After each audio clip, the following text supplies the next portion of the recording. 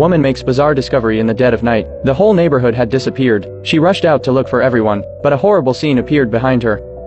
The neighbors all came to the woman's feet, then they disappeared in a puddle of black pus. At first Daisy thought she was mistaken and kept looking, but when she stepped into a pool of water, the house around her shrunk. It was as if she herself was a giant of the world. In the midst of Daisy's fear, the sound of a car roaring above her head. Luckily, it was only a dream, but this strange phenomenon had happened more than once. Just a few days ago, Daisy entered her husband's studio. She found a model of the town. There were even characters in the model. Even its buildings were identical to her own town. At first Daisy thought it was her husband's hobby. She was just going to look around and go to bed, but when her eyes followed the model to the metal box in the distance, she felt something strange. What kind of item would need to be stored in such a way?